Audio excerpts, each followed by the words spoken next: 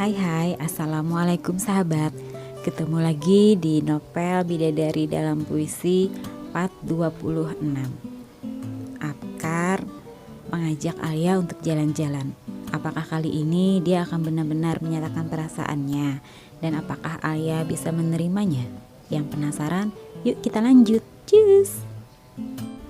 Part 26. Pengungkapan Apkar. Mendengar patawa dua insan yang sangat berbahagia ini, mereka melaju di antara hiruk-pikuk jalan yang memang sedang padatnya. Apkar terus saja melajukan motor dengan kecepatan 50 km per jam. Mereka tidak sedang terburu dan kelihatannya mereka pun tidak sedang ingin kemana-mana, jalan saja. Apkar membelokkan motornya ke jalan di luar dari keramaian. Jalanan tidak terlalu ramai seperti jalan utama. Tapi begitu mereka sudah menjalani sepanjang 5 km, mereka mulai mendapati jarak antara rumah ke rumah sudah mulai jauh, beberapa meter, bahkan hanya terisi dengan barisan-barisan pohon yang tinggi dan berjajar rapi. Yang ketika mereka melewatinya, seakan pohon itu berlari mengikuti. Udaranya sejuk. Siang yang biasanya dirasakan dengan panas dan bau asap knalpot tidak dirasakan saat melewati jalan ini, mungkin karena tersaring banyaknya pohon-pohon. Dan pastinya ini memang bukan jalan besar. Terlihat beberapa masyarakat karung-karung. Kata Apkar itu karet, karena mereka sempat mencium bau yang sangat menyengat. Dan Alia bahkan harus menahan napas ketika melewati satu gudang pabrik karet. Kak, bau apa sih? Pabrik karet A. Apa penduduk di sini tidak protes, Kak? Ada pabrik begini, apa mereka tidak terganggu? Mereka sudah biasa, jadi tidak terganggu. Justru menguntungkan mereka karena tidak jauh lagi menjual hasil karet mereka. Kenapa harus jadi pekerjaan sih, Kak, pohon karet ini? Pohon karet itu banyak manfaatnya, berperan sebagai reboisasi dan rehabilitasi lahan. Getah yang dihasilkan dari pohon karet hasil dari penduduk yang menyadap setiap hari juga berfungsi untuk membuat karet, ban, dan banyak bahan yang kita manfaatkan berbahan dasar karet, seperti alat rumah tangga, peralatan dapur. Tumbuhan ini juga menyerap gas karbon dioksida yang akan diolah menjadi sumber karbon untuk fotosintesis. Hal itu dapat mengurangi atau mengatasi efek emisi rumah kaca seperti pemanasan global dan kerusakan lingkungan. Oh begitu. Motor terus melaju. Kak, kita mau kemana? Alia mulai bingung kemana Apkar akan membawanya. Sepanjang jalan hanya ada jajaran pohon-pohon rumah penduduk. Apkar tiba-tiba punya ide jahil untuk mengerjai Alia. Loh, kupikir tadi kamu tahu ini kemana? Alia nggak tahu, nggak pernah lewat sini. Yah, tadi waktu aku belok nih, kamu ngomong terus. Kupikir kamu tahu dan gak protes. Yang belokin kan kakak. Alia pikir kakak punya tujuan. Apkar senyum-senyum di depan. Kak, jalanan sepi, gimana nih? Ya terus aja dulu nanti kita tanya orang deh. Alia memperhatikan jalanan. Sepi, kita nyasar ya? Kayaknya iya hening. Jangan colek-colek dong. Dari kampus sampai ke sini, Alia cuma pegangan dia paha kakak. Mana ada colek-colek. Ini barusan. Alia diam. Apaan sih? Tangan gue dari tadi diam aja di pahanya Apkar. Jangan niup leherku, geli. Asal deh Kak Apkar. Ngapain Alia niup-niup leher Kak Apkar? Jangan bercanda. Kak, jangan bikin Alia takut. Apkar sudah hampir tidak bisa menahan tawa. Tangan kirinya secepat kilat mencolek tangan Alia yang masih berada di pahanya dan secepatnya mengembalikan ke posisi. Kak, apaan colek-colek? Siapa yang nyolek? Tanganku aja pegang setang kiri kanan. Alia langsung memindah tangannya dari paha ke pinggang Apkar. Kali ini sangat erat. Kak, Alia takut diikutin hantu. Kenapa takut? Ini kan siang. Kita pulang aja. Pulang kemana? Memang kamu tahu beloknya jalan pulang? Nggak tahu. Ya udah, santai aja. Berdoa ya Al. Merasakan tangan Alia sedang erat memeluk pinggangnya. Apkar tertawa bahagia. Berhasil juga ide ngerjain Alia. 5 menit kemudian mereka mulai bertemu jalan normal lagi. Kali ini jauh lebih asri dari pemandangan yang mereka lalui tadi. Alia sempat melihat ada tulisan di gerbang, "Selamat datang di objek wisata hutan pinus." "Kak, ini tempat wisata ya?" "Iya." "Kak Apkar ngerjain Alia?" "Iya." Alia mencubit pinggang Apkar. "Au, tega banget sih." Alia beneran takut, Kak. Apkar memasukkan motor di deretan parkir yang tidak begitu banyak. Karena ini memang bukan hari libur, tentu saja pengunjungnya tidak banyak. Apkar menggandeng tangan Alia dan membayar karcis masuk. Alia terpengarah melihat pemandangan di depannya. Barisan pohon pinus yang berjejer rapi dan rimbun. Sepanjang mata memandang akan disuguhi dengan pemandangan cantik. Tempatnya instagramable, juga didesain fotogenik. Gaya apa aja pasti terlihat cantik. Tersedia juga tempat duduk ataupun berbaring di hemkok berwarna-warni. "Kak, Alia mau foto-foto." "Boleh, di sini juga ada pemandunya, Al. Ada juga yang nawarin jasa buat bantuin kita motret." Apkar melambai kepada salah seorang pemandu wisata. "Mas, bisa minta tolong? Ada yang bisa bantuin motret?"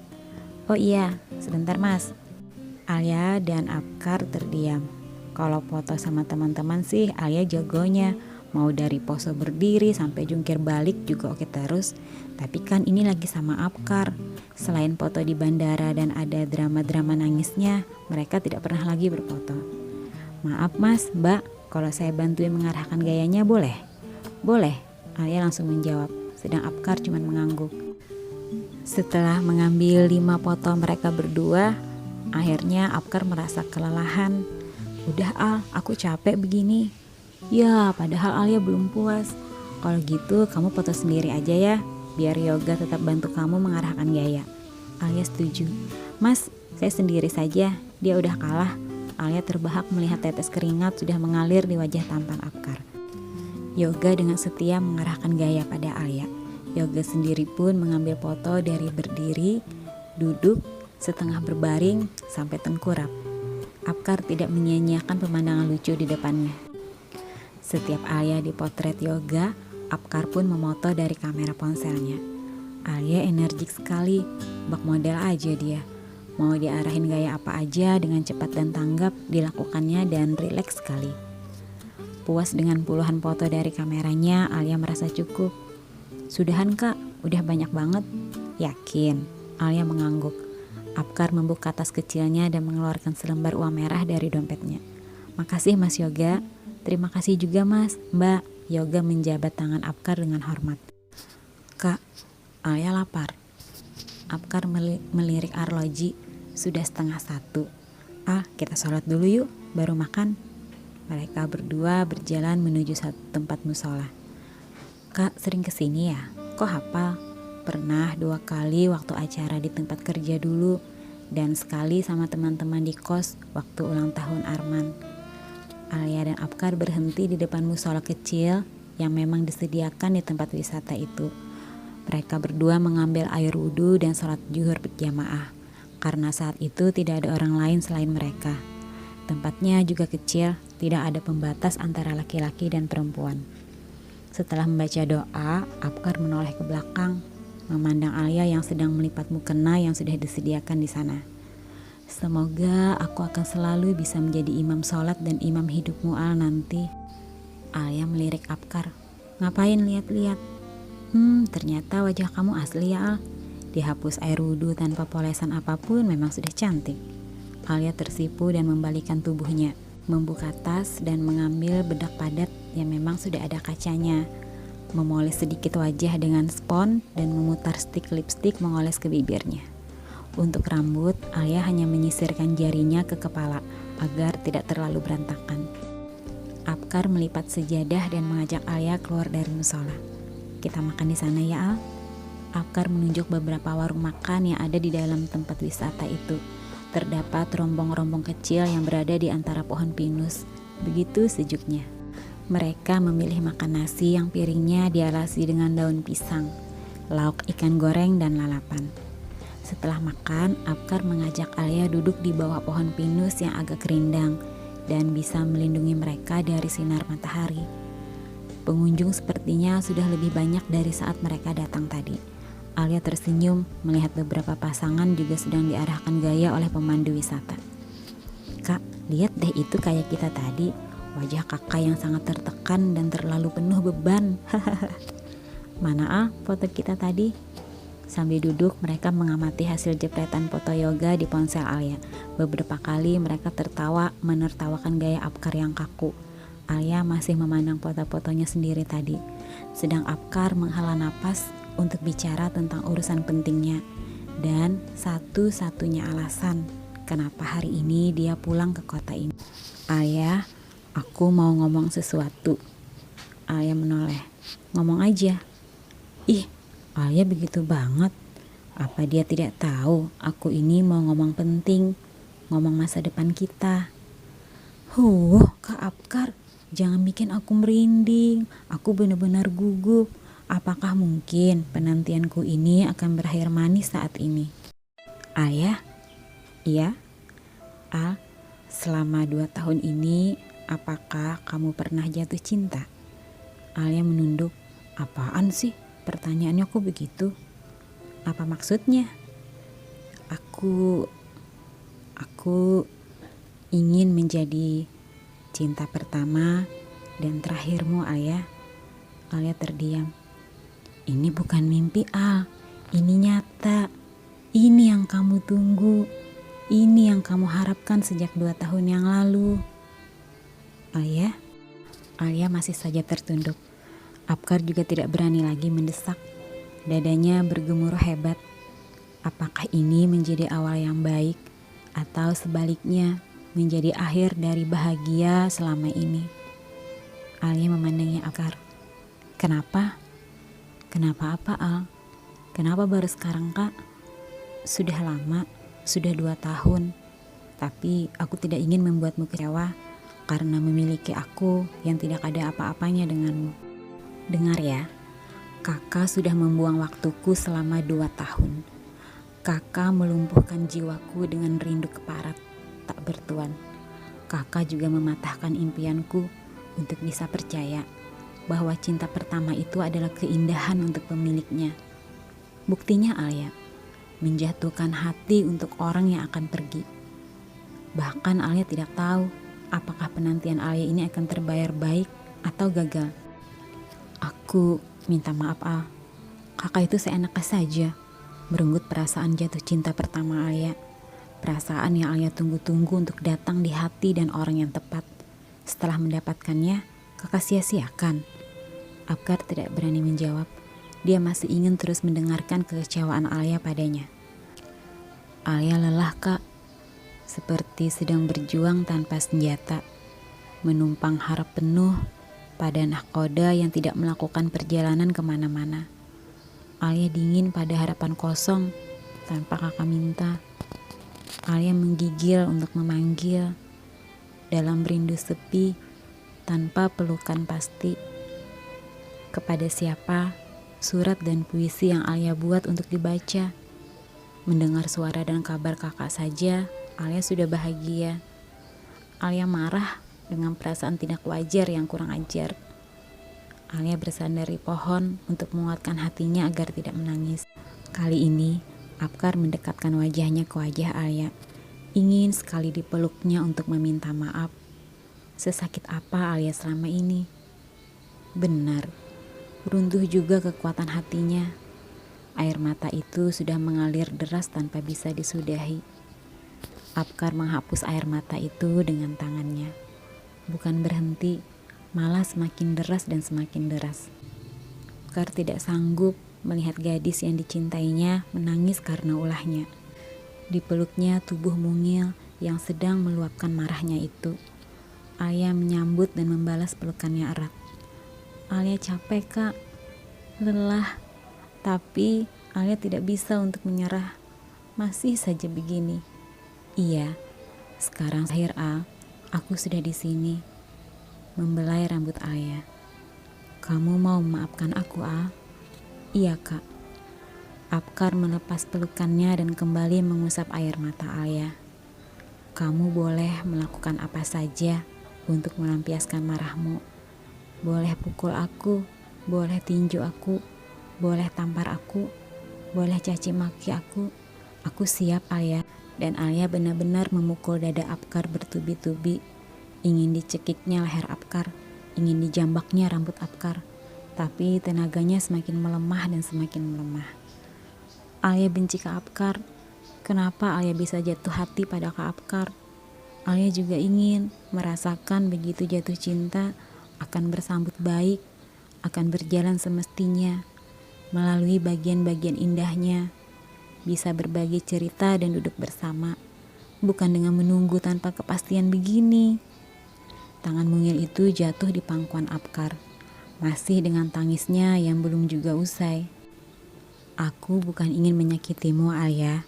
Aku ingin memantaskan diri untuk kamu cintai, untuk kamu tunjukkan bahwa kekasihmu tidak dengan sebutan hanya seorang Apkar. Aku ingin kamu mengenalkanku pada mereka. Inilah Apkar kekasihku. Dia adalah seseorang. Aku tidak ingin kamu malu memamerkan aku. Aku tidak ingin kamu sembunyi-sembunyi dan menutupi bahwa kamu memiliki kekasih hanya seorang Apkar. Aku ingin kamu bangga denganku, Alia. Alia tidak memandang apapun dari Kak Apkar. Alia tidak memilih untuk jatuh hati kepada siapa. Ketika Alia sudah tahu apa arti debaran yang menakjubkan di taman malam itu, Alia sudah semenerimanya Kak Apkar. Sejauhnya kakak pergi, Alia masih saja ingin mendekatkan hati ini padamu. Tidak berencana pergi, Alia juga tidak ingin ditinggal pergi. Jangan melarikan diri dari perasaan ini. Alia ingin cinta ini waras, Kak. Alia, aku sudah lama memulai jatuh cinta padamu dan tetap merasakannya setiap waktu. Kamu alasanku untuk berubah. Kamu adalah rencana masa depanku. Bagaimana bisa aku membuatmu sakit begini? Aku ingin menempatkanmu menjadi wanita yang paling berbahagia. Dan itu akan ada waktunya. Jika kita paksa tidak pada masanya, akan ganjil, Al, dan kita akan sulit menemukan genapnya. Dan puisimu teruslah menari dengan pena. Sebelum kamu cipta, aku sudah membacanya. Atau tentang lagu yang kamu nyanyikan, aku sudah membuat nada sebelum kamu mainkan gitarnya. Jangan lagi berjuang. Aku di sini tanpa kita harus berperang. Biarkan juga nahkoda itu tidak kemana-mana. Mulai sekarang kita berdua yang membawa kapalnya. Kita akan melaluinya. Kamu boleh ingin menyandarkan kapal itu di mana saja dan kapan saja. Asal kita tetap bersama. Sepenting apa Alia untuk kakak? Kamu tidak hanya penting, kamu adalah alasan untuk masa depanku. Bagaimana Alia? Kamu bersedia? Alia mengangguk dan tertunduk. Hei, pandang aku, Al. Apa kamu mau menjalani masa depan kita? Aku dan kamu. Iya, Kak. Apkar mengecup kening Alia dengan lembut. Aku terlalu merinduimu pada lingkaran yang kupanggil waktu. Tapi aku harus menjadi sesuatu agar kamu bisa nyaman. Ternyata aku lupa ada hati yang sudah kutawan. Alia rebah pada pelukan tulus ini yang seharusnya sudah jadi sandarannya sejak dulu. Alia benci Kak Apkar, bisiknya. Dan jari tangannya langsung digigit Apkar. Au! Berhenti menyebut membenciku. Alia benci Kak Apkar. Alia sudah menghentikan tangisnya dan sekarang sudah berani memandang sinis pada Apkar. Kamu berani ya, Al? Jangan lagi sebut membenciku. Atau ku cium kamu, Al. Coba saja kalau berani. Alia benci Kak Apkar. Alia malah berteriak dan berlari mengelilingi pohon-pohon pinus yang berjajar rapi. Dan sekarang menjadi bukti di sini pernah ada cinta diam-diam yang akhirnya selama 2 tahun baru terungkapkan. Bersambung ke part 27. Pernyataan cintanya ternyata diterima Alia. Ya iyalah, sudah 2 tahun ditunggu, baru sekarang diungkapkan. Terus ada kelanjutannya, ada keromantisan apa lagi nih akan diciptakan mereka berdua. Lupa kalau Alia suka bikin insiden. Yang penasaran? Kita lanjut ke part selanjutnya ya. Jangan lupa like dan subscribe. Terima kasih. Assalamualaikum.